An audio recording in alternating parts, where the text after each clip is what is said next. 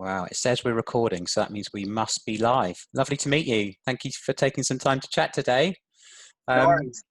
It was been really interesting sort of having a look through your band and getting to know you and listen to your music. The first thing that really struck me and is just a few words which says it's time to wake up. And that I found that and I thought, wow, that's really interesting. But there's probably got some really something deep and meaningful, which I'd love just to understand kind of, and of course with the name of your band as well. Maybe someone can talk me through where that came from. Like, I think like that came with when we were first changing our name, we chose Reawaken, and when we changed our name from Spindlefish to Reawaken, that was sort of our like tagline or something. So I think that just stuck. That's interesting. So talk me through what happened there. So you changed your name. So you had an original name, Spindlefish, I think you said, and then sort of you made that transition. Why did the band feel like that was the right thing to do at the time? Because basically, Spindlefish, we were a different style of music. We also had some different band members at the time. We had a different vocalist. We were more sort of pop punky. And then we got a new vocalist in before Miranda, actually, a different vocalist. And we went down a more heavier alternative rock route. So we felt it was to change the name. And we went with Reawaken because it was like the rebirth of the band, basically. We felt that Reawaken was the best way to... So reincarnation. Yeah, reincarnation. So it was like the best way to incorporate the band evolving and changing direction, really. And it also feels to me, listening to you as well, it sort of works perfectly because it sort of aligns itself in some respects to your sound as well. Was that in your thinking when you sort of decided on that name? I think like that was like the only name we could think of that wasn't either taken or wasn't something we hated, pretty much. We had a lot of ideas, and we all put it to a vote, and I think Reawaken was the one that we all agreed on because we wanted to make sure we went with a name that everyone liked. Quite a lot of people didn't actually like Spindlefish very much, so we wanted to make sure that it was a name that everyone liked. So it was very sort of democratic in deciding on that as well. Well, even that in itself is quite an interesting process to have to go through, because no doubt everyone's got different ideas, and also your fans have got different ideas and your different supporters. So how did you make that decision as a band? And you said it's democratic, so did you make a vote, or how did you go through the process? And also, was there any disagreements? There was plenty of disagreements, I think. I think like actually like when we thought of Reawaken, I think we had like a massive argument over what font the logo should be in. Yeah, we did. I'm pretty sure like 50 fonts. Yeah, like we went through like so many fonts, and I think like our singer at the time, she was a massive like Evanescence fan, and she wanted something a bit more along that line. Whereas like I felt like at the time like that sort of font didn't really suit our style. So like I think there was like an argument there. But I mean, is that also, I mean, part of that creative process, of course, to try and get your imagery and your style to match your music in some respects, which I think you've absolutely nailed, by the way. I think it's really great. Is that difficult to get that tone right? Didn't really.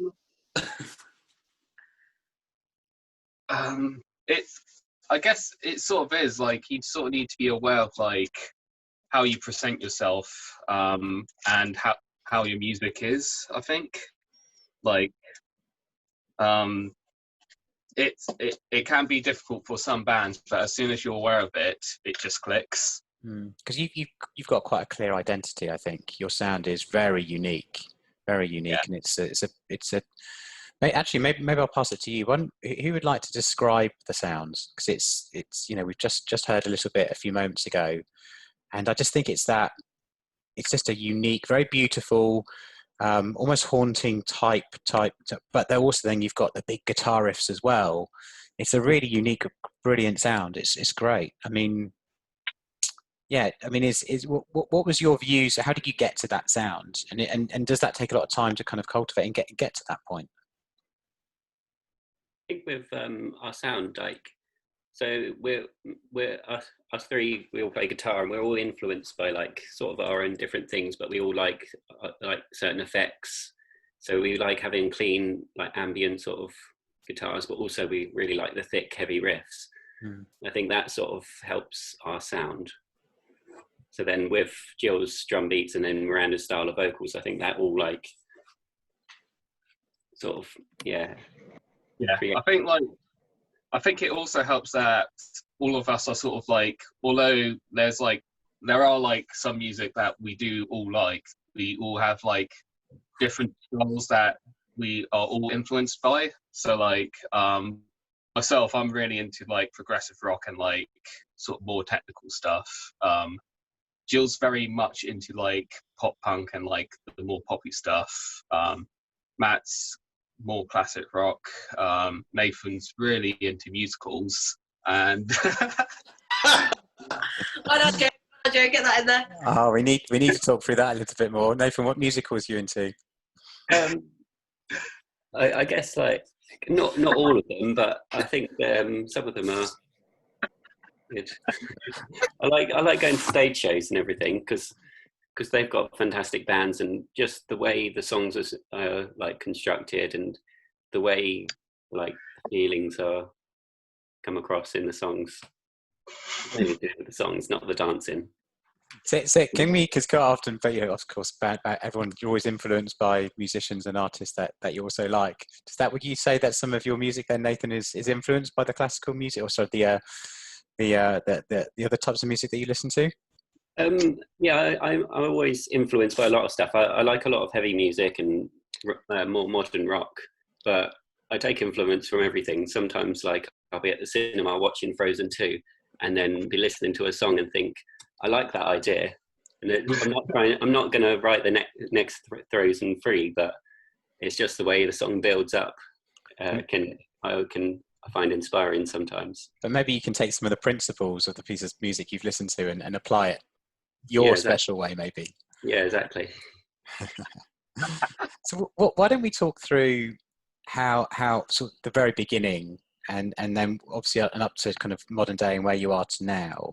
So how did the band form? I know we talked about it originally. It was in a different, had a different name, different group of people. And so where did it all come from? And no doubt you've all got long sort of musical backgrounds as well. So we'd love to hear about that. But where did the original idea come from, and who are the founding members? That would be Matt. We started it all. I know we're the ones who start. Everyone's now thinking, God, why are we friends with these two? Well, myself and Matt, we started out as a jamming duo when we first started dating about 9-10 years ago. Maybe. Yeah. Too long. Too long, yeah. And I was starting out as a drummer. I wasn't very confident, and I was wanting people to play with. And Matt was learning guitar, and I said, "Well, let's jam some stuff out." We had some other friends that we would jam some stuff with, and then over time it gradually evolved. Nathan joined quite early on as well because we've been friends since college. We thought Nathan never would. We asked him as a joke, and then we were like, "Oh look, he's not none of us." Yeah. We didn't think that Nathan would be interested because he was like, compared with us at the time, he was like up there, and we weren't, and we didn't think he'd be interested. We'll stick around. Yeah, and here he is, nearly 10 years old. It's like, oh God, these two again. But yeah, so we sort of like grew from a bit of a jamming duo to this concrete 3-piece, and then we got a vocalist involved, and then we was in a sort of punk pop type vibe for a couple of years. We went through about 4 bassists. Joe is bass player number 4. Joe just That's a prestigious number, isn't it, to have bass player number 4? Yeah. I'm also the longest serving bass player, so that, like, I think that says a lot as well.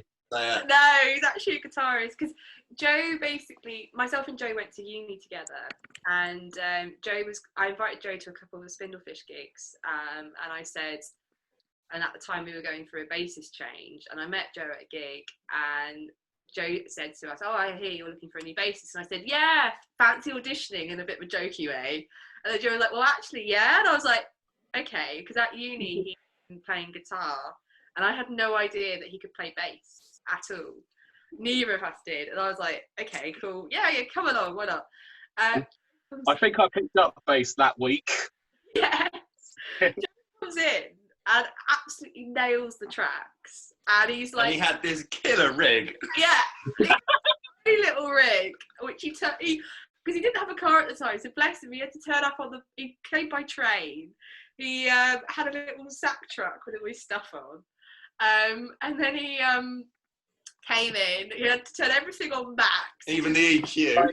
Let me just like sort of set the scene here. Like, basically, I came into the room with my tiny, like, I think it was about that big, 30-watt bass amp, and I had to compete with Matt's 100-watt EVH through a 4x10 cab, and Nathan's Orange through another 4x10 cab. I was never going to win this. I was never going to be heard, like, at all. So we had to crank everything, including the EQ. Stuff.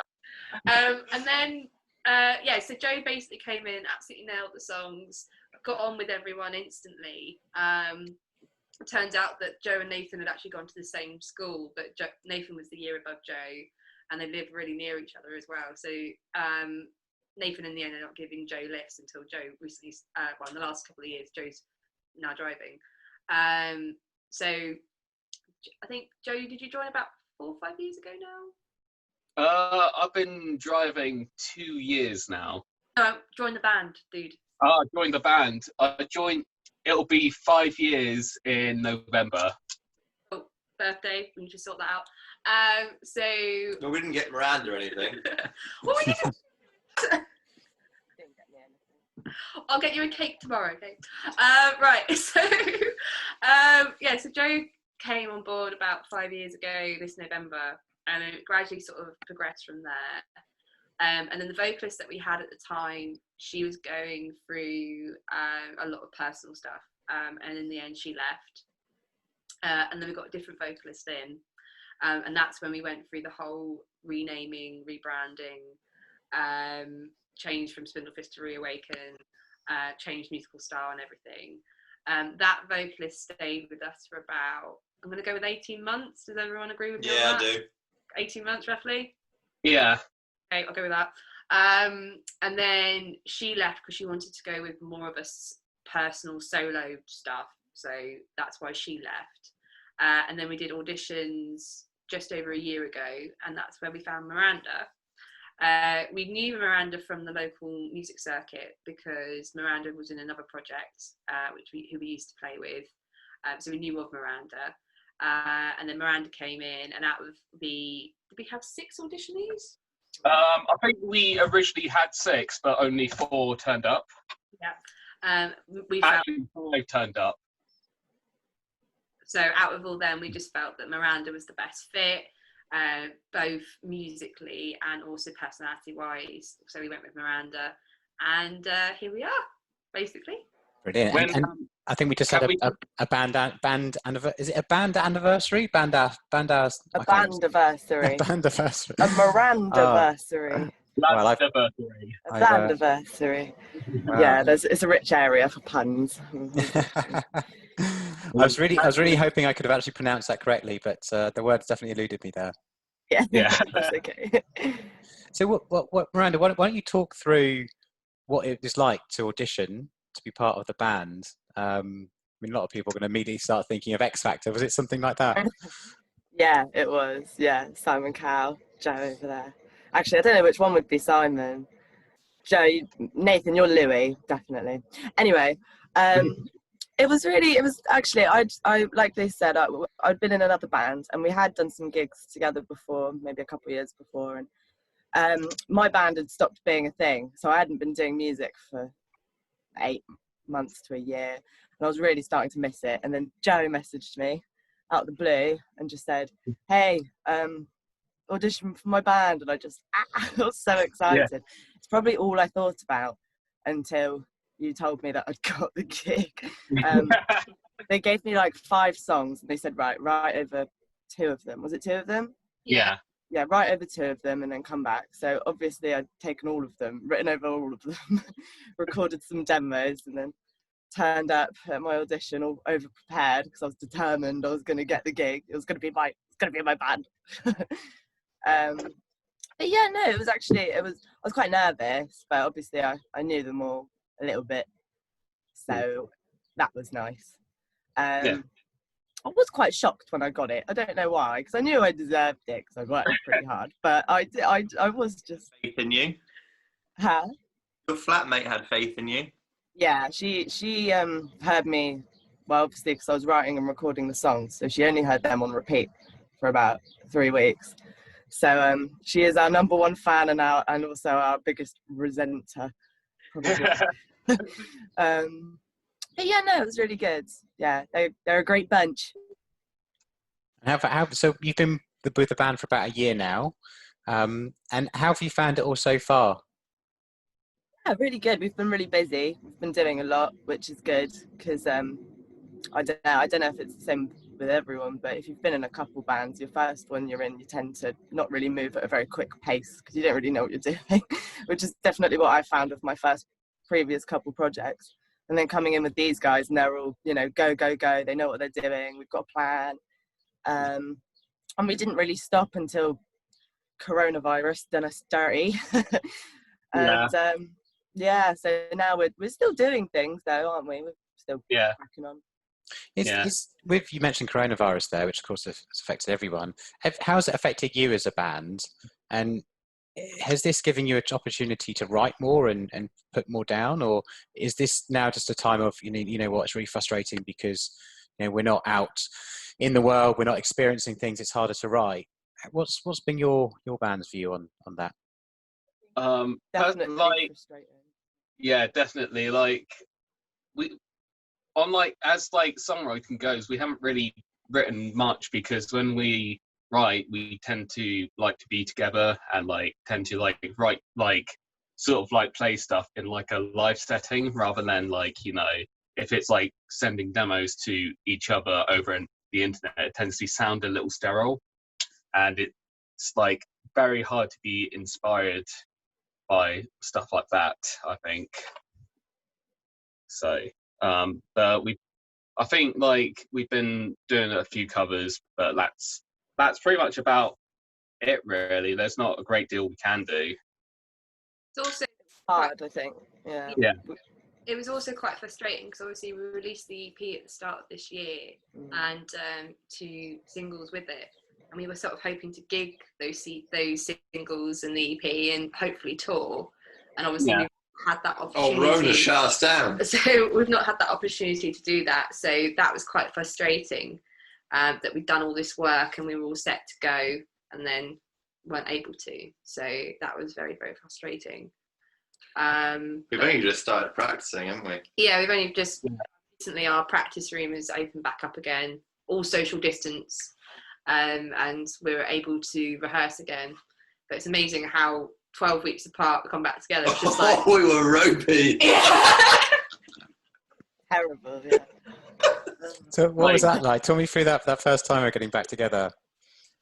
Well, Joe wasn't there because he was at a protest. I was being a lefty hippie, as my parents would call me. So yeah, it was hard without a bassist. We hadn't had any practice, and then there was no bass, so it was we did try the set, didn't we? But some songs went okay, some of it was just impossible. Yeah, it was quite funny though. Yeah. We're like, what is this? We couldn't remember. We had the name of the song, but we didn't know what the song was.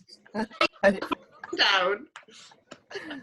It's brilliant. Do you not have everything written out, or is it just something that you just learn over time and you just know how to play? We do tab everything that we tab most of the things that we write. It's just like, I think you never know like how little you know until you actually try it.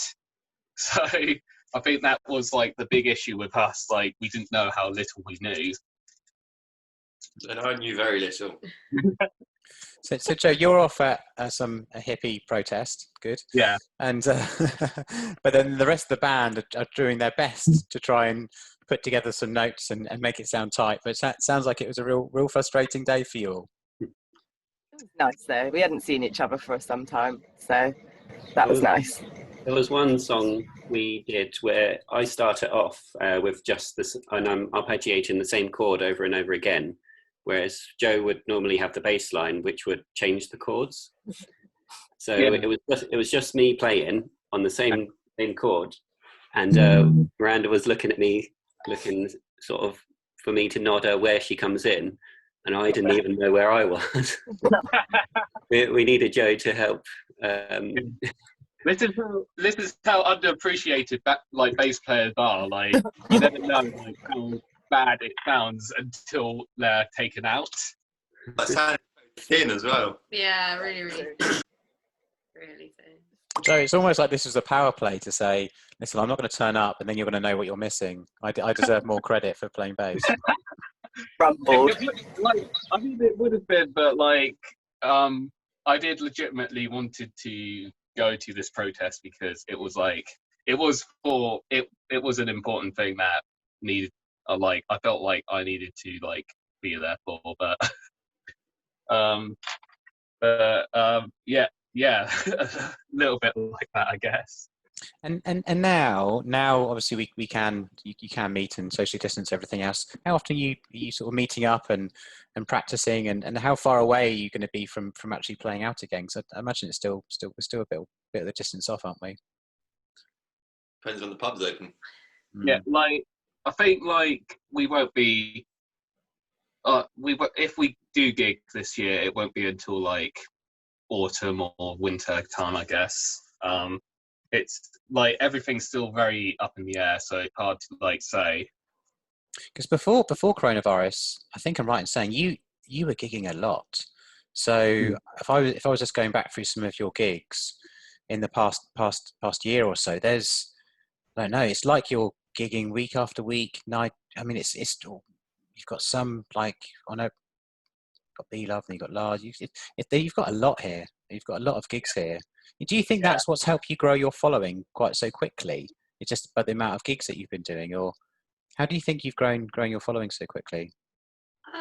Combination of things. Like we did do a development plan with 6 Point Media, which is run by Nick Taladoris from Our Hollow Our Home. So we went to him and got some advice about how to get our social media up together, how to rebrand ourselves with Miranda, and sort of approach things in the correct way to get ourselves out there and get ourselves known.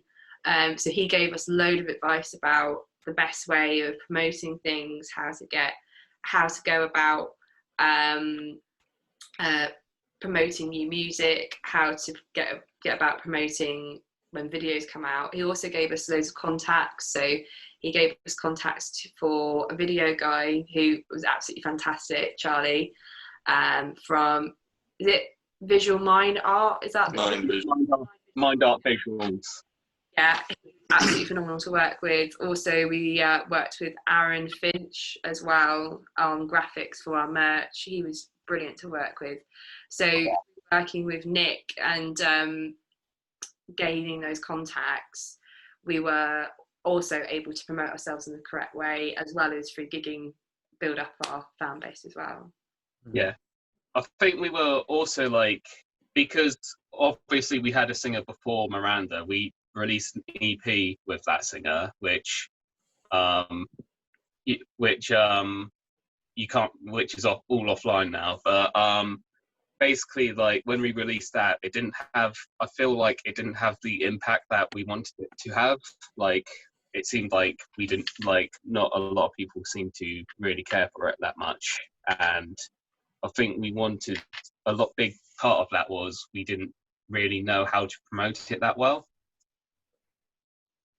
Well, we did it through PR, didn't we? Yeah, we did. Yeah.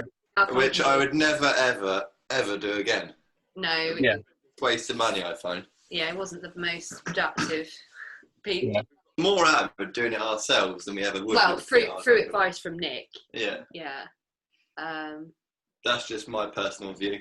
Yeah. See, this is what a lot of people don't realise or appreciate, is that when a band is looking to get off the ground, or of course you've been playing for a lot of years, but you're trying to build a following, have gigs. There's also like a real businessy side to it as well. It's not just about being creative, which of course you incredibly are, and your music is fantastic. And the songs I've heard, you could be heard anywhere. You're already mature in terms of that. But it's just the business side of things, the social side of things, everything else, which is almost like an art in itself, which unfortunately, I think in today's modern times, you've got to become great at that, because you can create amazing music like you do, but then you've got to make sure people hear it, which is probably the other side of the thing that people don't always realise how hard that is. All the music industry is who you know. Yeah. It's not how good you are. Like essentially, like we have to think of ourselves as a product and how we present ourselves, like what channels we go through. It's not as like glamorous as a lot of people would think it is. Like a lot of people that watch the X Factor probably think like it's all like just playing and just being good. It really isn't. Yeah, I mean, there's a lot of stuff that goes on behind the scenes. It doesn't really stop. No, it's constant. Like I'm constantly thinking, okay, what can we post on social media? Particularly at the moment with coronavirus, like we're trying to like still be like, hey guys, we're still here, we're still doing stuff. So we're like thinking, okay, how can we've been doing covers, so it's like, right, okay, what covers should we do that reflect on what we're going through, that would work well with us? How can we make them a bit different from what other bands are doing as well? Joe came up with a fantastic idea of 1 day a week, and we're on week 4 of it right now, where one of us take over our social media and for a day, and just sort of show fans what we get up to during our normal day. So this week Miranda did it, and we actually got a message from someone going, oh, what's going on? Miranda's on your social media. So it's good to see that people are interacting with us still, despite what's going on, and wanting to know what's going on behind the scenes, which is great. So I think that's what people really love to know. They love to get to know, because they can listen to you on Spotify and think this band is really polished, they sound really great, but then people love to know what's the backstory. What does your actual life look like? Because then it helps people build up that story of who you are, and I think it gives your music more meaning as well. Yeah. So it's really great that we kind of have that avenue. Years ago, of course, that wasn't there. So Miranda, talk us through your life in the day. What did you get up to, and what did you post about? Well, I was at work, because I went back to work a couple of weeks ago now. So just started off in the morning, looking all tired, and then getting my cup of coffee. And I do quite enjoy doing the questions thing, where you put ask me anything. I was a bit worried maybe there'd be some weird ones, but actually everyone was very, they were all interesting questions, and I think we had fun with it. Obviously I did the mandatory mask on the bus selfie, because that's interesting. And it was actually, I felt a bit worried about doing it before, because I thought, oh gosh, my days aren't actually that interesting, so I'm really going to have to find some content for today. But actually I just managed to incorporate my usual stuff into it. So when you've been doing your Q&A, what sort of questions are you getting? Is it about how you are as a band, how your production, some of your lyrics? What sort of questions are you getting from your fans? What are they interested in? Well, there were some funny ones, but then the main important ones, I would say, someone asked me what is your best tip for recording at home, because we have done a couple of covers and released them, so obviously people have seen that's something that we've been up to. And I did say on there that, you know, I'm not the techiest kind of gal. I don't know what all the buttons do and all the wires and the stuff. But to be fair, everyone in the band has been really helpful. Anytime I've had any questions, no question is too stupid. Everyone's very patient with me, and yeah, so I answered that one. And there's a couple about you know, when did I start singing? When did I know I wanted to be a professional vocalist, kind of thing, which was those questions are always fun to answer.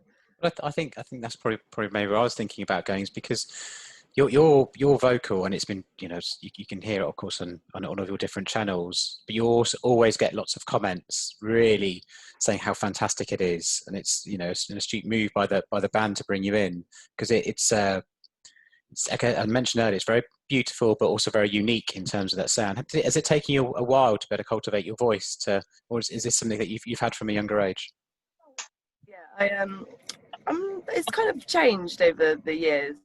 So when I started singing, it was very, I don't know, my mum made me go to folk camp, like Morris dancing kind of folk. So I used to sound a bit like a little Irish maiden, folk maiden. And then I started listening to like rock music and started trying to get a bit, you know, grit behind my voice, which took a long time.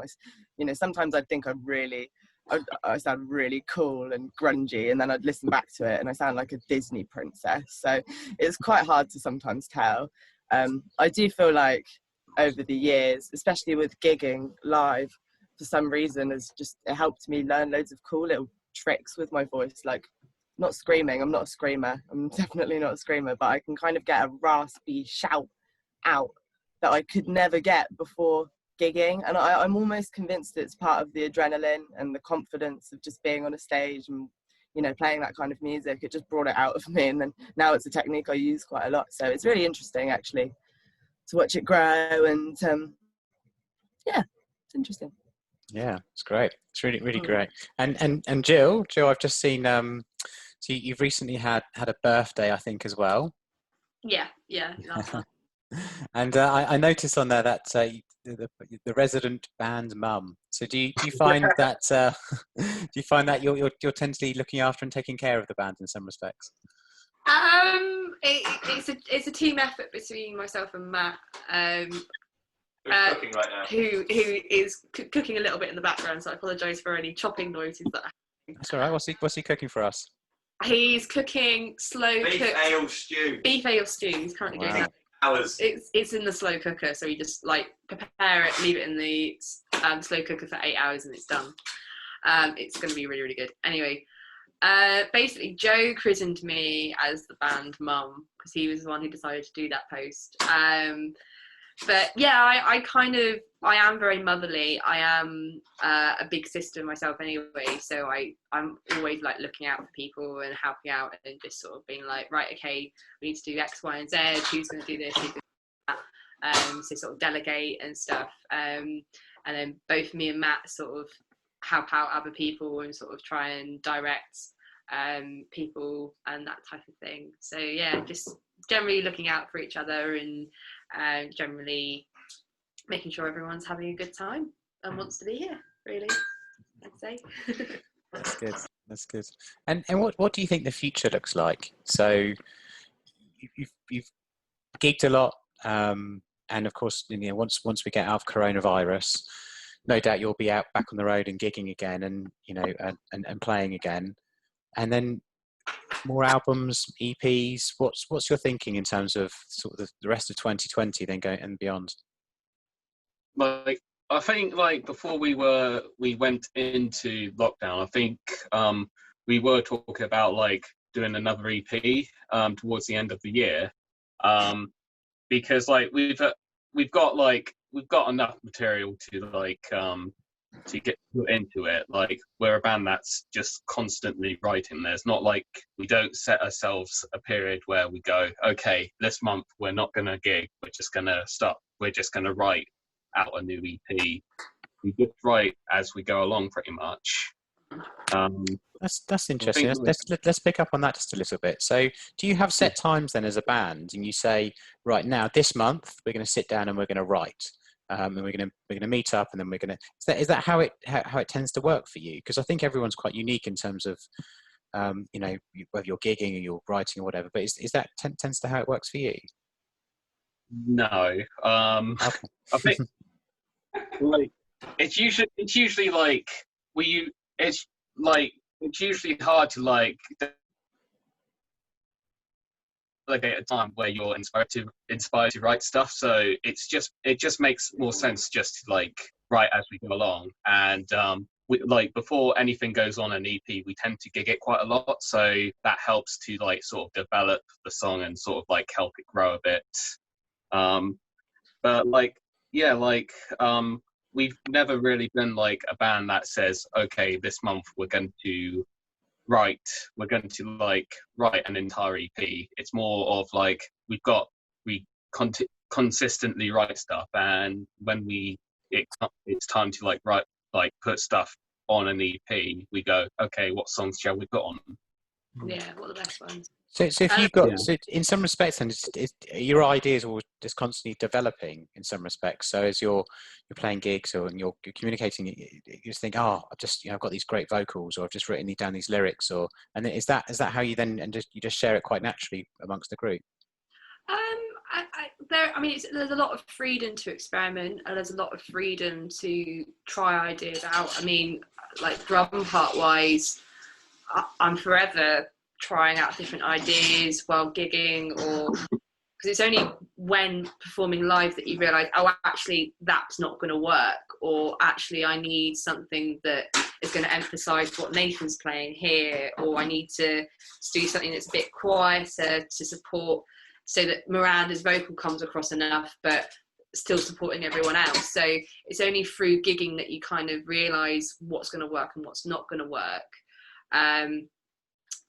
And it's just constantly experimenting, constantly fluid, a lot of fluidity, even with the stuff that we've recorded. Like, okay, that's the recorded version of it, but live we'll tweak it ever so slightly, or we might change the ending, or flow from that song into the next one. So we'll do like a little segue in, just to keep it interesting, really. It's interesting. So you're saying, after you've even recorded and it's available, when you're preparing them for a gig, you're saying that sometimes actually you'll tweak the tracks. Is that just based on the audience you're playing to, or the feeling that you want to portray on that particular day, or what's the thinking behind sort of tweaking those tracks just kind of for live performances?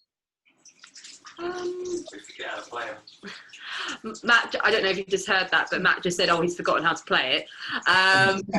That's a good cover up to say, I thought we changed the track. I thought we changed everything. Yeah. Like sometimes live, we might change. Like for example, when we released Give 'Em Hell, we originally, before we released it, it was quite early on in the set, but because it was our new single release, we wanted to change where that was going to go in the set. So we sort of turned it into a bit more of an encore. We wanted to give it a bit more of a flashy ending, because when we recorded it, it was just a nice clean stop. So we wanted to give it a bit more of a flashy ending live, just to sort of be like, we're done, that type of thing. I have no idea why this is jazz hands there. But Jazz anyway, hand. Jazz hand. And then we did a similar thing when we released Anyone But You as well. And I guess in some ways it depends on like what sort of type of set that we're doing. So annoyingly, with our genre of music, we can get placed on quite like heavy metal nights. Not annoyingly. Okay. On heavy metal nights, or we can get placed on a bit lighter nights, and people don't know whereabouts to put us in the night. So sometimes, but we have a wide range of music that can cater for the different styles. So it might be that we'll change around with the and certain songs will work better for certain nights, and then we might find that on the night, actually, I'll try out something else a bit different. Yeah, but we can't deviate too much because we run backing tracks. Yeah. But I mean, it's kind of regimented on length. Yeah. But I'm referring to like placement, you can put it wherever you want in the set. Yeah. But the actual song doesn't change because it's got a backing. Yeah. Like Joe was saying, where we've been on some gigs where one day we've been the heaviest band on the bill with a load of sort of lighter bands, and then the next day we're the lightest band with a load of screaming bands. So luckily, I think we've got that variety that can sort of, we can work in both sort of things. Luckily, but with the set we can alter it to make it fit. Where do you prefer to be on the bill? Like, where do you feel like it fits best, or if you've got a preference, where would you like to be on it? Depends on like who we're playing with, I guess. Like, if we're like sort of playing a really heavy show with like a bunch of metalcore or hardcore bands, I think we preferably would like to play somewhere in the middle, just because it's sort of like a calm, like, gives like an audience a bit of a calm down, rather than like when there's like these two like screaming bands like playing, like people tend to like just like go crazy and just like hit each other and like shit like that. So it sort of depends on like where, like who we're playing with and where we're playing. Yeah, it's interesting. It's interesting to get an understanding from you of kind of the best places for you, because your music is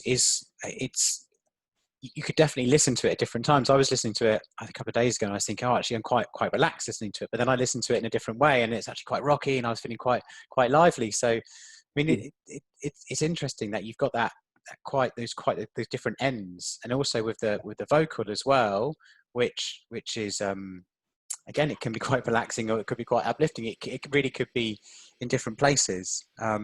It's interesting.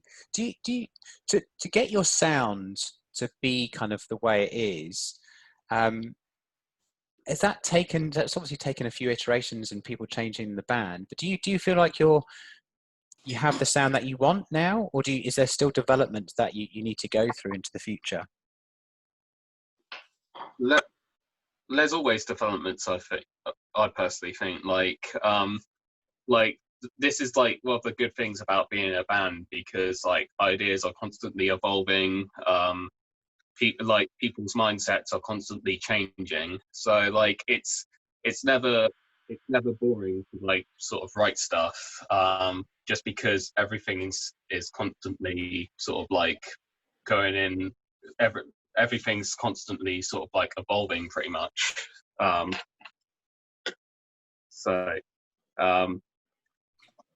Is there a set type of sound that your audience, your following, particularly prefer you to be playing, or actually are they sort of listening, but actually they want you to push it harder or more calm?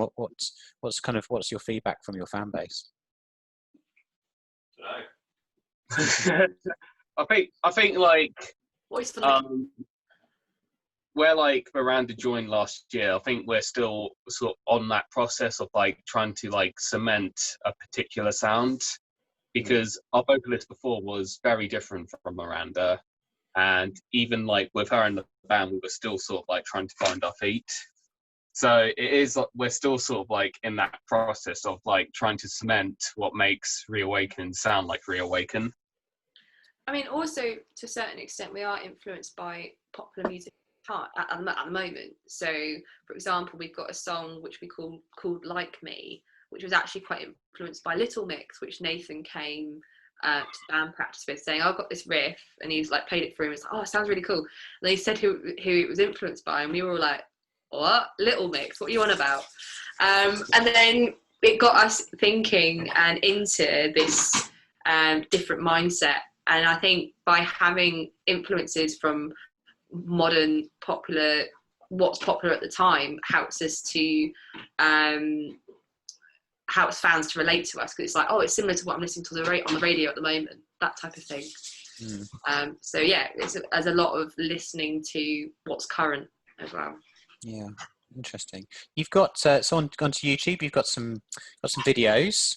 And Rand, I'll take this to you for the first question in some respects. So on your your song, anyone but you. I see you start off by holding a snake. Oh, it's not me. No, it's Oh, not me. We was it not? I apologise. No, that's okay. That's our snake model lady, Chloe Kellaway, I want to say. She was really good. She really, yeah. Everyone we worked with was really, really great. But I think I was up for potentially when we were throwing the idea about with having a snake. I was like, yeah, I'm up for that. But I think I would have chickened out. In all honesty, I don't think I'd have been able to do it. So. Yeah, I was just thinking you guys didn't do that. Having to sing and hold a snake at the same time, I think that's that might be beyond a few people. Yeah, the model's name was Chloe Elizabeth. She was referred to us by our videographer Charlie Smith, so that's how we ended up having her, which is great. Right. Well, talk me through that video. It's a really great video. And what was it like recording on? Was it a day that you recorded it, or was it over a number of days? And where did you record it to? We recorded like the band stuff and the snake stuff separately. Originally it was going to be on the same day, but the snake person was unavailable for some reason. I think it was it because the snake was unavailable. The snake was ill. Yeah. Genuinely. Oh, he had a letter from his mum. Yeah, I'm sorry, I'm out today. Just don't really feel like it. Just been off my legs. Yeah, so like the snake, who is funnily enough called Taylor Swift, is we had to like shoot that. Charlie had to shoot that in a different location on a separate day. Have no idea where he shot that at, actually, but we shot our parts in it was actually in a drama studio at one of the colleges near us.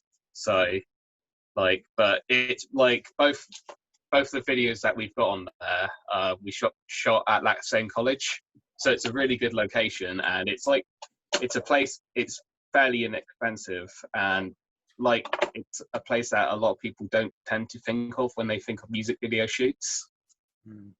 What's it like actually? A lot of people aspire and dream to have a music video created. Is it a long day? Is it lots of takes? Talk us through what that's like to get the video right.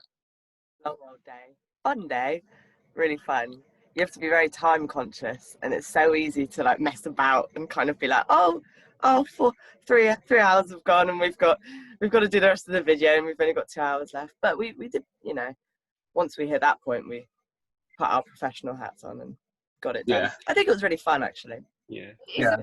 It's really good, but it's long because it's an early start, because you've got to get there with the equipment and everything for about 9 o'clock in the morning. Early start, 9 o'clock. Yeah, but okay. Yeah, but on a Sunday, I would like to say, on a Sunday, all right? Maybe 9 o'clock for a band is quite an early start. I mean, like, for the Anyone But You video, I was out till like 4 o'clock in the morning the night before, and that was not a fun day. With the two videos, what's different is the Anyone But You video, we're all doing individual shots. So they were sort of taking it in turns, whereas with the Give 'Em Hell one, we did it as a band. So we obviously all performed together, but then we did individual shots on that one, but you still have to have people in the background. So poor Gill had to be in like every shot and do the song about 40 times. Whereas the Anyone But You one, we did maybe like 3 times each, and then someone else would do. Actually, talking about the Give 'Em Hell video, like that was probably like the most stressful video shoot we've ever done, just because we obviously had like other people come in and like play certain roles. So we had like some guys play rioters, and we had this big guy play like this sort of like demon guy with a sort of like skull mask on.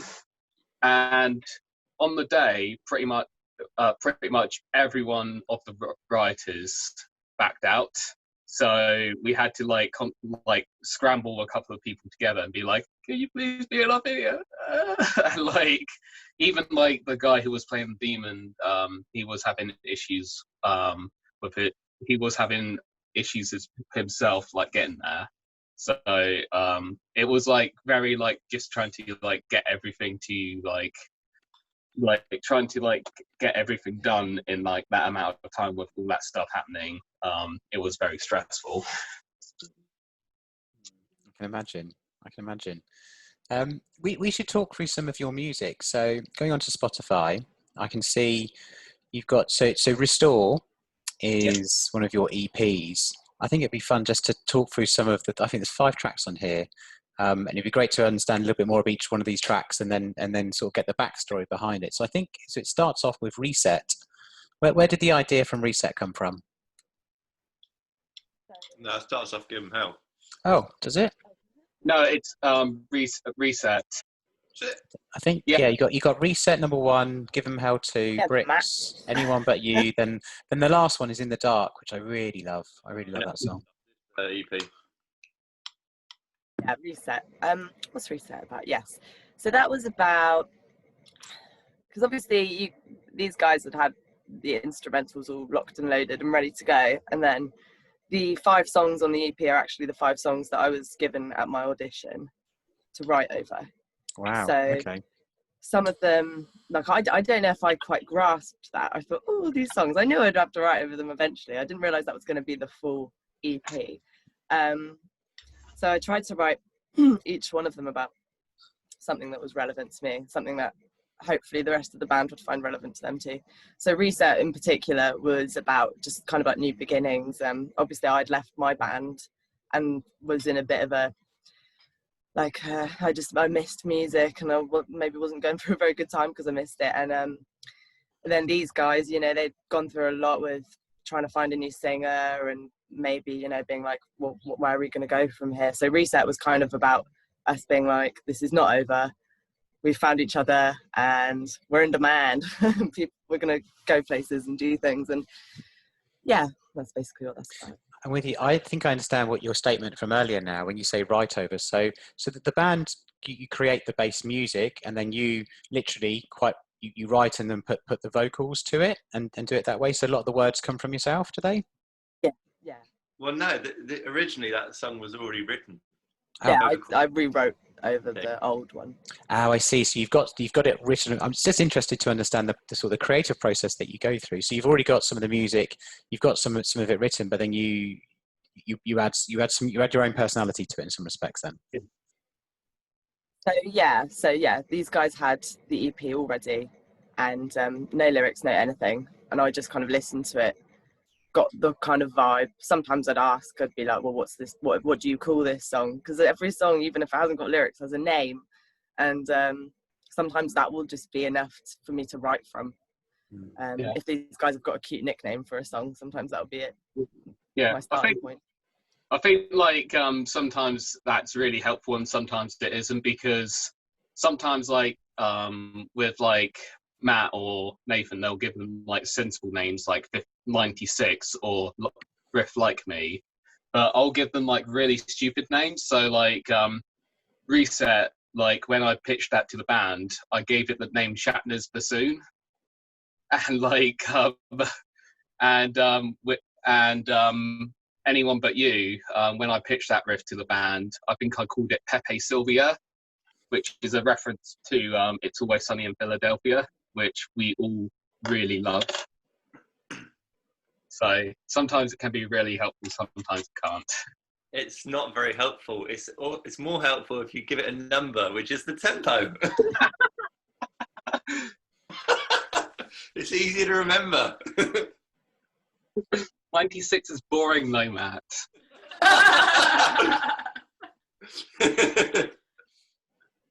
But you know it. Brilliant. And then so the next one is Give 'em Hell, which of course is one of the songs that you've got a video for. So where did the idea from this one come from? No, I mean the lyrics again, they're kind of, it's about rebellion and just kind of saying, no, I've had enough. this is how things are going to be happening. Going to give them some hell. There's a lot of like, I really enjoyed writing the lyrics to Give Them Hell, because it's quite nice just having quite a wide concept. So just having rebellion, I'm like, oh, okay, I can write loads of things about that. It's a very rich area. So I kind of touched on, there's like some religious overtones in it, which I quite liked exploring, because, you know, it's just fun. It was just, yeah. And then obviously Joe was heading up the music video, the directing of it, and kind of went with my theme I gave him of rebellion and the overtones and things like that. And he went and made the premise with the rioters. And yeah, it was really fun, actually. It was a team effort. That's brilliant. And then the next one out of the 5 is Bricks. Bricks is Bricks I really struggled to write over, because I don't know, I think some songs you will just struggle to write over, and you'll still like them, but I did really struggle with that one. And I think, admittedly, we can all say it's not our favourite song on the EP. It may not be one we'll be gigging too much from now on, because it's quite difficult. It's got so many backing vocals and so many layers to it and things. To actually do it live, it's possible, but it's not always fun. Sometimes it's like quite effort. That's a really interesting point, which I'd never really thought about before, which is there's probably songs that you really love playing and other songs that you find quite difficult to play. I never really thought about that concept, really thinking about, you know, all the different bands that you listen to. So is there songs that you all prefer to play together because you think, oh, this is the one, we love it because we get a great reaction, it's easy to play? Which ones are those? I think we've all got different favourites, haven't we? Yeah. For different reasons. I quite like the darker, like some of the ones aren't on the EP, so saying the names wouldn't give them much, you know, there wouldn't be much reference for it, but there's some songs we have that are just really, they're gritty and I love them, and they're quite, I don't know, but then I don't think everyone's a massive fan of them. I really like the emotive stuff. Like the really let's go around the group. Joe, which is your favourite songs to play? Off the EP, I would have to say Anyone But You, just because, one, it starts off with bass, so there's like a little bit of spotlight on me for once. And two, it's just like, it's just a really, like, it's one of those songs that, like, if I wasn't like in the band, it's like one of the songs I would listen to constantly, just because it's got the energy, it's got like the like sort of like metal. It's got cowbell as well, which is always a plus for me. Off the EP though, I tend to like whenever we write something new, that tends to be something that I'm always really excited to start playing. Like whenever we have something, whenever we're writing something, I'm always like sort of chomping at the bit to like get that going live, just because it's like it's our new child. It's like I'm like, it's basically like my version of being a Facebook mum, where like they just take that, like their newsfeed is just constantly pictures of their child. So those are my favourites. Brilliant. Nathan, what about yours? It doesn't have to be necessarily from the EP, but more broadly, like what are your favourite songs to play? I think it's just like certain parts in different songs, because I like having like the quieter, clean bits, as like to create a bit of atmosphere. But I like the heavy riffs that we've played so many times, and you can just close your eyes and play it and headbang, and those type of riffs, and you can look out at the audience and maybe they're headbanging along as well, which is always nice to get that interaction. So I like those type of things. And Jill and Matt, Jill, what's yours to be playing out? Oh Christ, now you're asking. Anything hard? None of them. I like Nathan's tunes. It's my house. Anything Nathan likes is golden. Like, I don't think like anyone would know what songs you're on about there. Yeah, I don't know. Yeah, but that's because they're all. Oh no, In the Dark. The Nathan song. Yeah, that's quite a good one. I quite like songs that layer, and I like songs that start quietly and then gradually sort of build and build and build up to a moment. So I always like those because they sort of bring the audience in and make the audience think, oh, what's happening, what's going to happen, and it just builds up this tension both within us as a band and also the audience. So I really enjoy playing that. I quite enjoy playing stuff that I can really let my hair down and just really perform to and not worry too much about getting the technical side of it. But at the same time, I do like more technical stuff because it just gives it something a bit more interesting to listen to. So a bit of both, really. And finally, what about yourself, Matt? Well, like I said, I like anything Nathan writes because it's always catchy.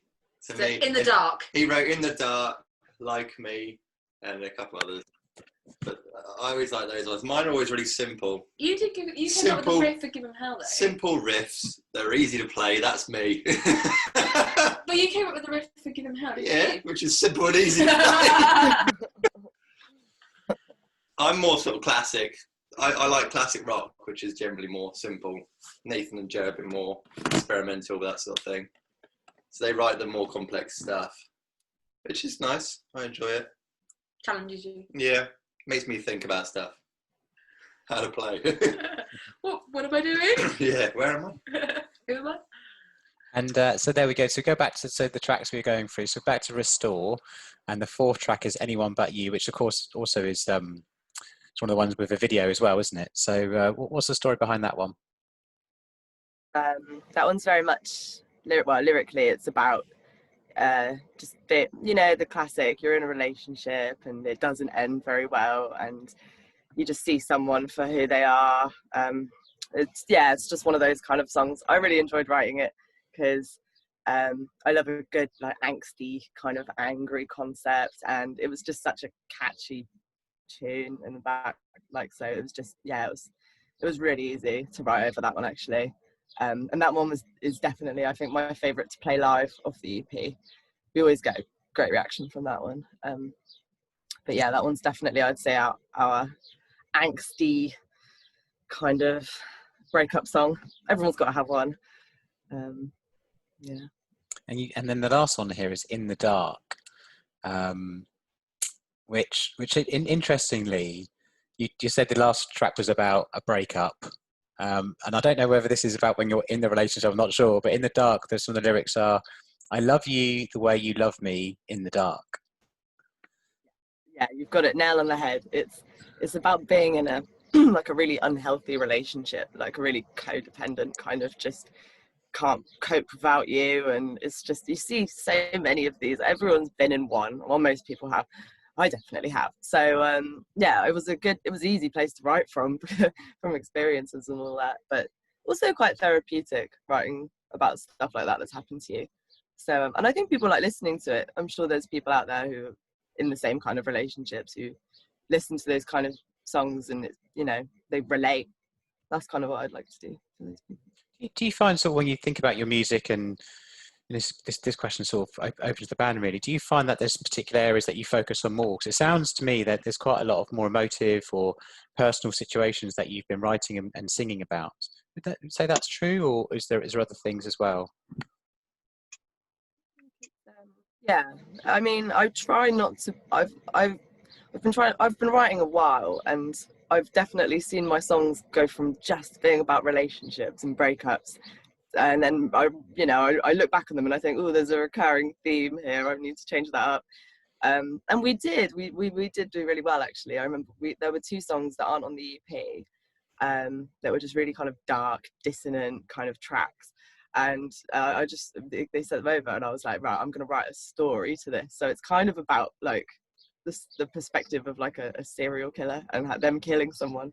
And then the second song is like the part 2 about like they're getting, they get caught and it all comes out, and it's really fun watching it all unfold. And it was so fun to write. I think we'll try and maybe do some more cool concepts like that.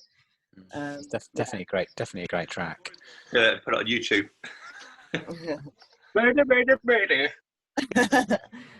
Yeah. And maybe so let's talk. So the one thing I'd say that we're probably all missing at the moment is gigs.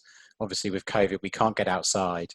So let's think about some of the best gigs you've ever played or you've even been to as fans.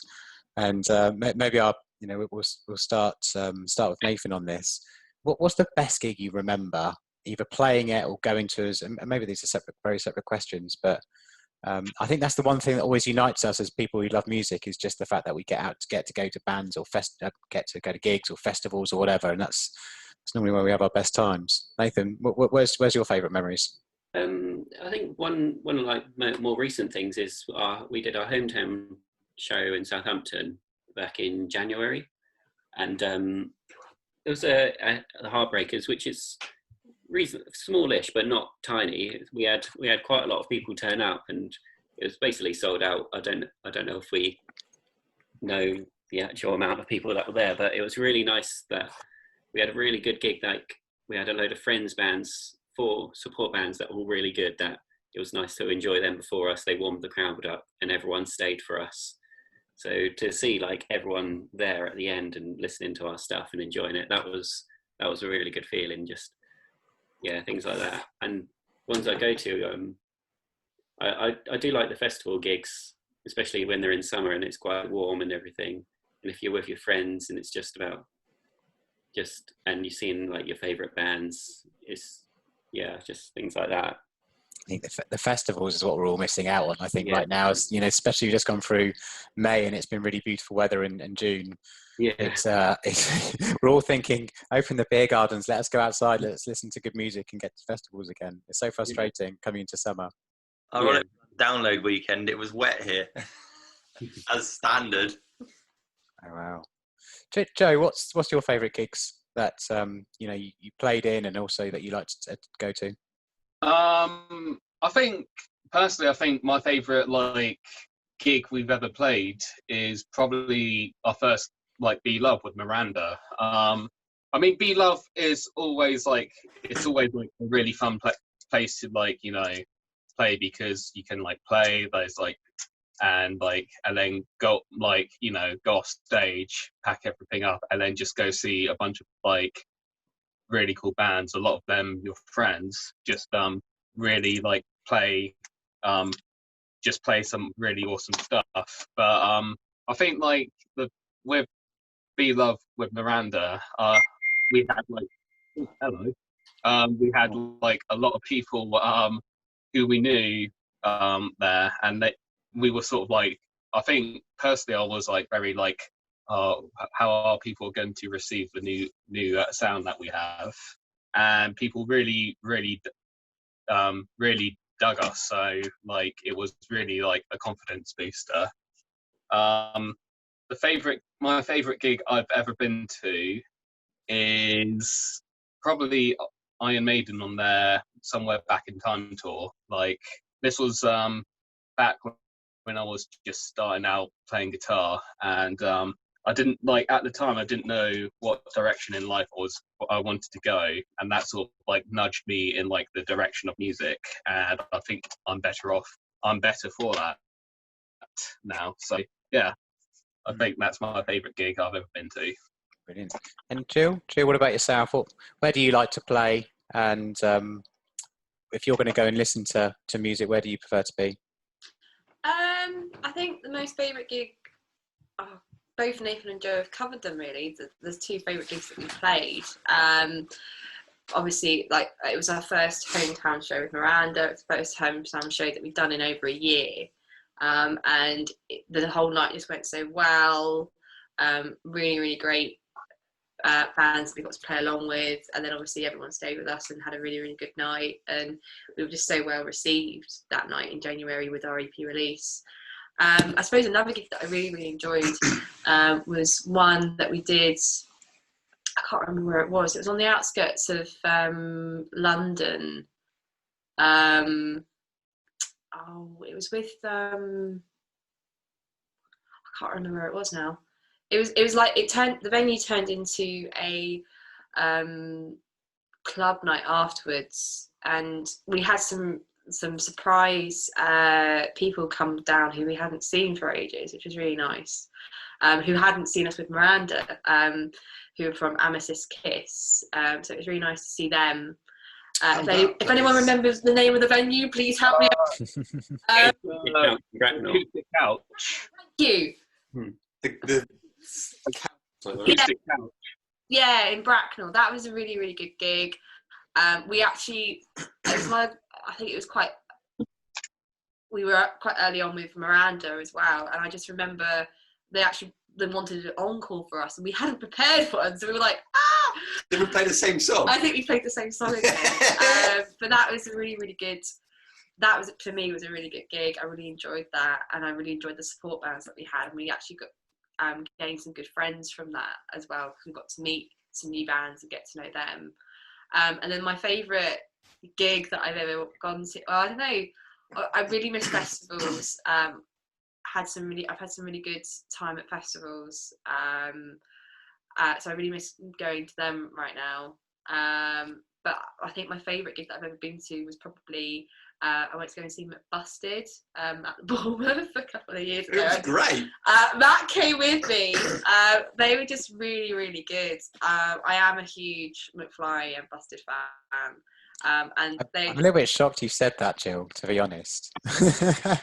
with how cool and trendy your band is. I'm the geekiest person on the planet. Like, everyone here will agree, I'm probably the nerdiest person in the band. She's a nerd. I'm a proper nerd. Jill, I will fight you for that title. Thank you. Joe's pretty nerd. like after this, I'm gonna go play D&D, so I think I win the nerdy sort of like award here. It's funny because you're all coming across as, hey, I'm the nerdiest, but actually all of your artwork and everything else presents you as a really cool band. My artwork's pretty nerdy. Maybe you'll need to wear glasses and be nerds. Yeah. I do wear glasses, I just don't wear them all the time. It might come across a bit different. Sorry, Joe, you were saying. Yeah, it's just I mean I love those two bands separately, and then when they came together, and just how they perform and their persona on stage, it's just so inspiring to watch. And even though maybe some of the other guys aren't a huge fan of them, but you can watch what they do performing wise and nick ideas, because they've obviously been performing for over 10-15 years, and you can see how they've honed in that skill to perform and interact with the crowd and nick those ideas and put them into your own projects. Influence, I think. Yeah. So take those ideas from how they perform, and that gig was just so much fun, and I just nostalgia. That one. I can't pronounce words. I give up. She does well. Matt, what about yourself? What are the favourite gigs that you've played at, and where do you like to get to? The Heartbreakers show at Southampton was my favourite one to play at, just because it was hometown. We knew everyone there. It's just good vibe. And the best gig I've been to, I think, was the first time I saw Steel Panther at Download. Oh. And it was a band like really wanted to hate, but they were so good, so funny, and just pure entertainment. And that was a Download, wasn't it? Yeah. When was that? That was like 2012. Oh God, that was like 8 years ago. Yeah, 2012. Oh God, that was a good gig. Yeah. And we've seen them about 3 times Yeah. since. The Guildhall was a good one as well. Yeah, that was a really, really good show. And then Download again, and then Brixton with Joe and Nathan. We've seen them like four times. Yeah. Still super good band. Yeah, so good.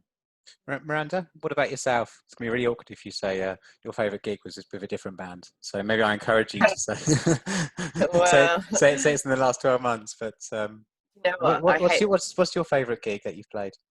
I hate to be boring. There is like a reoccurring theme, but the Heartbreakers show was just so good. It was just the best show I've ever done, and it was lovely. Like every band that was on the lineup was just we were so happy that they were joining us in that experience to introduce ourselves back to everyone in Southampton. It was just it was just the best night. Everyone I knew, like loads of my friends who I didn't know were going to go, ended up going, and it's quite funny because obviously they see the normal side of you at work and in life, and then they go to your gig and they see you on stage, and they're just it's just really nice. It's just good. So I really enjoyed that. I did. Yeah, I'm sorry. It has to be the Heartbreakers one. Sorry to be boring, guys. But then my favourite gig that I've been to has to be I mean, Glastonbury Festival, I usually go every year because I grew up in Somerset, so I was quite local to it. So I'm really missing it this weekend. Really missing it this year. It's hard, but it's difficult. Foo Fighters were really good. I think I was watching it last night, just some of the old episodes, and I went to Glastonbury in 2000, and it's just like it's like nothing else. That particular, it's just a brilliant weekend. I think even back then it was still 100,000 people. It was just incredible. But yeah, watching it back last night, you're just going, oh, everyone wants to be there. And there's loads of other festivals that happen over this weekend as well. So you'd say Glastonbury is probably your favourite? Yeah, I mean, I love it. And I saw Foo Fighters a couple of years ago. They were supposed to play the year before, and then Dave Grohl broke his leg, 2 weeks before. So I was so sad. And then I was in the crowd waiting, and their set was supposed to be on, and I thought, oh, who's going to replace them? And it was the Libertines, which I don't have a problem with, but I was there for Foo Fighters. I was very excited for Foo Fighters. So when I went the next year, and they did play, it was like redemption. It's like I got what I'd come for. I'd wait 2 years for it, but I finally got to see Foo Fighters in Glastonbury, and they just exceeded all expectations. They were just so good. Incredible. Interestingly, as a band, you've all sort of said something similar, which is, you know, your favourite gigs are actually similar ones. You all came off and said that this was one of our favourite gigs that we played together. Do you know that as a band? As you think, oh, this was a really great gig tonight, or you guys, you know what, you weren't quite as good. Can you feel that as a band, or are you able to be like in the moment, be sort of aware enough of kind of it's going really well or it's not? You get off stage and go, that was brilliant, that was the one. Do you know that at the time? Yeah. I reckon so. Like, even if because personally, even shows like the Heartbreakers, I personally didn't play as well as I usually do. So but even when I came off stage, there was still that sort of high I got from playing it, and knowledge that it went really well. So I think we're universal in that sort of respect. Gill, you were just saying there. So you get off and you feel like, yeah, God, we've really played well tonight. Yeah, it's just the vibe that you get off each other. You just know, it's for me when I'm obviously rhythm section, linking up with Joe, you know that if you're really, really tight in each other's pocket and just sounds really tight, and we make that really strong, stable foundation that Matt and Nathan can then layer on top of, and then Miranda on top of that. And you just get the vibe off of each other, both musically, and then when you're on the stage and you're looking at each other and linking up with each other, and it just creates this amazing atmosphere to be involved in, both as a band, and then you get the audience is watching and they're getting involved as well, and it's just an amazing feeling to be in, really, at the time. Do you find you have to? So when you're there on stage, obviously there's so many things. There's so many things that could go wrong, for instance, you know. And do you find you have to have other ways of communicating, so become almost a bit telepathic, or you a few looks, you've got to say, God, this isn't going well, or we've got to change something. But of course, you're playing music at the same time, so it's really hard to talk. But how do you communicate them when you're on stage? Do you find that you sort of have some sort of understanding that's more than words, I suppose? Eye contact. Yeah. As in, where's this going? Yeah. Pretty much. If we have a new song, or we have a new sort of section of a song, and someone's not sure whether they can remember it, they'll say to us before we play, hey, can you look at us during this part so I remember to actually play this? Yeah. So we've got that support. We know that we've got that support from each other if we're not very confident, and we know that if something does go wrong, we've got the other members are able to support and cover it up in a way so that no one realises what's gone wrong when you are on stage, and you know that we're all got each other's backs, really, which is nice. Not a lot does go wrong. No, very little goes wrong, thankfully. I'm just thinking the only thing that I can think of is occasionally my bass drum might move forward and the pedal comes off, which has happened a couple of times. So I've sort of, whoever I can get attention of near the time, I'll be like, my bass drum pedals come off. Can you like stop while I put it on after this song? And then like Miranda will be like, oh, slight technical hitch. And then like Joe or Nathan or Matt will just sort of like play a little riff as I sort of entertain the crowd while I'm sorting myself out. And then someone will be like, you've got yourself sorted, and then we'll carry on. So we've definitely got each other's backs in that respect. Yeah. That's interesting. It's like you've always got to have a little check and balance of, is everyone okay? Can we carry on? Yeah. I'm quite bad for just getting on with it. Like, I'll just be like, I'm singing away, and I don't notice behind me that everything is falling apart, and I've missed my cue, and I don't know what's going on. That's the funny thing, is because you're literally there at the front singing. Everything, all the sound is coming from behind you, so you literally don't know what's going on unless you take a moment to really assess the situation, which I suppose is really difficult when you're entertaining lots of people in front of you. Yeah. Worst one is sometimes there's this one song we do a cover, and it really took me a while to get a hang of. It was the one Nathan was referring to with the arpeggio. So without Joe, it was really hard to play. But so I used to look at Joe like death stare, look at him until be like, you need to give me a nod when I'm supposed to come in. And sometimes he'd be like, he'd be looking at the floor, and I'd panic. I think, oh my God, he's forgotten to tell me when to come in. So I'll be on stage, but I'll be fully turning around looking at Joe, which doesn't. But I've got the hang of that one now. That's okay. I think there's also like, when you're going back to like what you said, like the whole like not being able to hear everything perfectly, there's sometimes something will happen and you will not be like aware of it until someone fully gets your attention. Like I remember we played a place called Percy's up in Whitchurch, like sometime in like November or December time, and towards the end of the set, my wireless pad ran out of battery, and I didn't realize until someone pointed it out to me, and so I had to like since it was like the end of the set, I just ended up putting my bass down and just like hanging about on stage pretty much. You did a nice dance, didn't you, Joe? Yeah. Yeah, I danced a bit because I felt awkward about people not playing on stage. As you do. Yeah. Now, I see obviously all the different types of gigs that you're doing. You do quite a broad range of different gigs. The ones that always interest me is the Battle of the Bands type gigs. I think you did that back in September at Talking Heads in Southampton. What are those nights like? Because of course, I suppose you're in a competition in some respects, and you are, as it says, you are battling against other bands. Does the other bands, does that change the atmosphere in some respects? Of what are those nights like? It was years ago. That was a good couple of years ago, because Talking Heads has been up for about a year, 18 months, 2 years now. Maybe that was a couple of years ago then.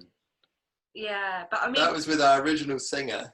Yeah, I mean, those sort of nights, they're always a bit. I suppose we did a couple quite. I mean, this is when we were in Spindlefish. This was before Joe was in the band. But I remember doing one, and when you're doing like a battle of bands and you're battling out with other bands, they sort of give you a criteria to work towards, and normally they ask you to create a song for under a certain vibe. And I remember doing, I think they wanted us to do a Beatles cover. And one of them was a Beatles cover. Yeah, one of them was a Beatles. Oh, really? Wow. Because it's really not your style or your gig then. In some, you're sort of playing to whatever the competition is. It's quite different for you. At the same time, like, they had different marking criteria, because they had a photographer there who was one of the judges, and he was obviously looking for people who performed and obviously interact with him. So that was something that was quite new to us at the time, like interacting. How do we interact with the photographer when on stage? And actually having that and knowing that he was looking for that actually has helped me personally as I've performed over the years. Like, okay, where is the photographer? How can I interact with them? How can I interact with other band members to make it look interesting for a photograph? Because obviously when you are interacting with a photographer, they've obviously got to stand there and hold the camera for a couple of seconds. So you've got to make sure you're looking at them or holding a certain pose while playing.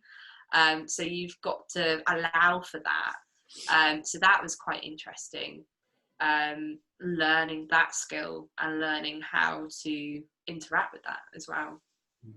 Did those types of nights, do you think they give you an opportunity as a platform to sort of progress? Because, you know, people are going to go see that particular competition, and of course you're in the final there, so therefore you're part of it. Do you think those types of nights help on the journey? So therefore to then getting more bookings into the future?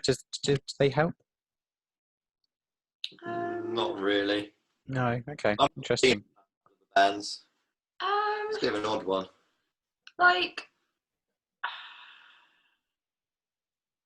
I think with the Battle of the Bands one, it sort of turns into just more of a how many people you bring, because if you bring a load of fans yourself, or family and friends, they're probably going to vote for you, rather than you're not going to get like a load of other people voting for you. So it sort of turns into that. And I remember when we did that one at the Talking Heads quite a few years ago. I was a bit younger then, so it probably wouldn't bother me now. But I remember we did I was really happy how we played, and I was like, that's one of the best gigs we've done. But then when we didn't win, it felt like it sort of almost put it down a bit, like, oh, that's a shame. Whereas normally at a normal gig, you just enjoy everything. You just want the whole night to be good. Yeah, that's why I always find those types of nights slightly odd in some respects, because I find them, you know, someone who loves music, you listen to a band or a DJ or whatever artist you're listening to, and you go in there because you love music. Very rare do you go there because of a competition. Obviously that's what's, you know, it's more commercial, that stuff that's on TV, etc. So I always feel like it sort of takes it away from how great the music is in some respects. And like you said, you know, the outcome of that is often, it's not the best music that always wins. And I think the thing that all of us sort of will dislike in the industry is that, you know, where music is, you know, can be on top of the pops years ago or in the charts, but it's not the best music. You know, it's just the fact that it's got the right promotion behind it, which has got the music there. And that is actually, there's a whole world of great bands and great music, but they just haven't made that step yet. But there's music like you've got, which would absolutely be in its right place, you know, being played on radio and being played everywhere there. But it's just about getting you there, which is always that thing. I don't like the competition in music, because I just think so much music is amazing. It's just interesting, those types of nights. It's broad, though, you're comparing. Yeah, you're comparing. There's no such thing as bad music. It's sort of an opinion. So if you're trying to compete against someone, you're playing rock and they're playing classical, and the person likes classical, they're not going to like the rock. Yeah. It's a really broad thing you're trying to compete for. I think, like, at the risk of sounding pretentious, there's a Bela Bartok quote which I always gravitate to, and that's competitions are for horses, not for artists. And that's like the sort of mindset I sort of have. Yeah, I think I could quite agree with you. Quite agree with you in those types of gigs, or that's kind of that approach in some respects. So into the future, if you could decide or think about what's going to happen over the next 5 years or so, where would be somewhere that you would love to play? What sort of gigs would you like to be playing if you get the option? Download. What is it about download that you love? I don't know. The first festival I went to, it's always got a great response, and it's just one of those places where I think every rock band, metal band or whatever wants to play at, because it's just one of the biggest UK metal rock festivals. It'd be a real bucket list for us, wouldn't it, to be able to play. Miranda's will be Glastonbury. I think if we could play bigger festivals like Download, that'd be amazing. I'd also really love to go on tour, either around the UK or even Europe, because we are developing a bit of a fan base abroad, and it'd be quite nice to go abroad and be able to perform in and around Europe, and be able to meet and greet new people and see new places and new venues and stuff. Really, that'd be really cool. Well, so you said you're building that fan base across Europe. But where is it that fans are sort of beginning to take to you? Is there a particular country, or there's places which they're beginning to like your music? Germany, actually. We were under the advice from Nick from Our Hollow Our Home when we went for his development program. he recommended that we sort of try and pinpoint some of our stuff towards Germany, because on Facebook you can get posts to focus in on particular places, and he recommended Germany because Germany have a really good rock scene. So we're developing quite a good fan base in Germany because of these directed posts and that type of thing, really. So yeah, Germany. Oh, wow. So maybe that's where the band will go on tour. You'll go across the UK in different places, then you'll get yourself into Germany. Yeah, that'd be cool. It's quite surprising actually how many sort of foreign fans we have, which I didn't expect. I thought they were all from England. But when I did the Instagram Q&A last week on my week, I had one person ask about coming to Poland, which was nice. And then I also had someone ask if we're ever coming to Honduras. So we've made it to Central America so far, which I think would be expensive to go on holidays. I don't even know how we could afford to fly there with the band yet, but maybe one day. I think actually we had like a couple of orders for merch from America actually, I think. We did it. Yeah. Oh wow. Yeah. We had a couple of merch orders from America. Yeah, because whenever people look at our website, it comes through on the app on my phone. And that's from all sorts of random places, like Italy, Spain. America's quite a big one. So yeah, it's quite broad. I think that's one of the amazing things today, being a band today versus 20 or 30 years ago, is that immediate, because of the internet, that immediate global reach. Do you think that gives you a sort of a better platform to be able to distribute your music nowadays compared to obviously years ago? It's such a difficult process, printing vinyl and going to record shops and really literally having to sort of hand things out almost in some respects, or waiting to get signed. Do you think it's kind of a different, do you think it's a better time now to be a band, or is that more challenging because it's, of course, there's more competition, there's lots more bands out there? Yeah. Yes and no. Obviously, like the internet, like you have your chance to like share everything across the entire globe, but at the same time, you're like there's millions of other bands doing that, so you have to try and get your voice heard in this like whole crowd of like people, pretty much, like and at the same time, like when it comes to live music, people just tend to just stay indoors and watch Netflix now. So like that's like another drawback with that, unfortunately.